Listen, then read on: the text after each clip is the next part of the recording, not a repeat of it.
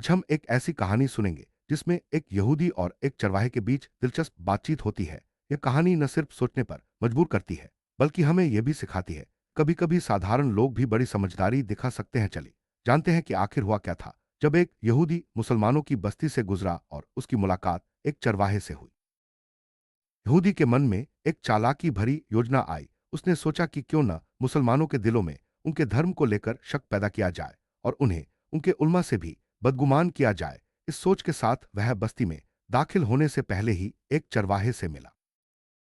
बस्ती के बाहर यहूदी की मुलाकात एक साधारण चरवाहे से होती है। यहूदी सोचता है कि इसी अनपढ़ चरवाहे से शुरुआत की जाए और उसके मन में इस्लाम के बारे में संदेह पैदा किया जाए। वह चरवाहे के पास जाता है और बातचीत शुरू करता है। यहूदी खुद को मुसलमान मुसाफिर बताता है और धीरे धीरे बातों में कुरान की चर्चा छेड़ता है। वह कहता है कि मुसलमान कुरान को याद करने के लिए बहुत मेहनत करते हैं, जबकि उसमें कई आयतें बार बार दोहराई गई हैं। यहूदी चरवाहे से कहता है कि कुरान में कई आयतें एक जैसी हैं, बार बार दोहराई गई हैं। अगर इन दोहराव वाली आयतों को निकाल दिया जाए तो कुरान छोटा हो जाएगा और याद करना आसान हो जाएगा। वह चरवाहे के मन में शक पैदा करने की कोशिश करता है।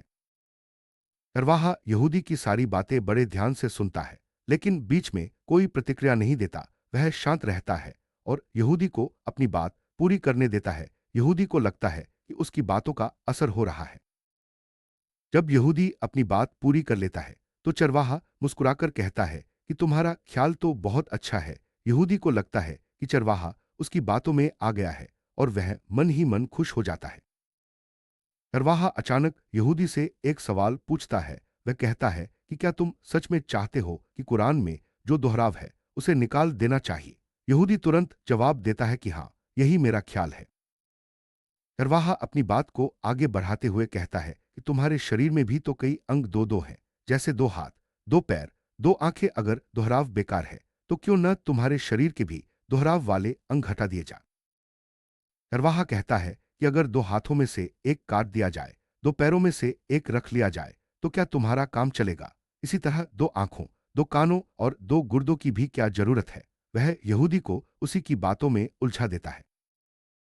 चरवाहे की बात सुनकर यहूदी हैरान रह जाता है। उसे समझ में आ जाता है कि उसकी चालाकी उल्टी पड़ गई है। चरवाहे ने बड़ी सरलता से उसकी बात को पलट दिया और उसे सोचने पर मजबूर कर दिया।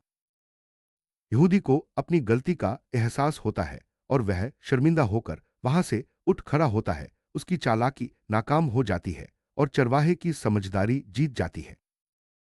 इस कहानी से हमें यह सीख मिलती है कि हर चीज की अपनी अहमियत होती है, चाहे वह दोहराव ही क्यों न हो। कभी कभी जो चीज हमें बेकार लगती है वही असल में बहुत जरूरी होती है।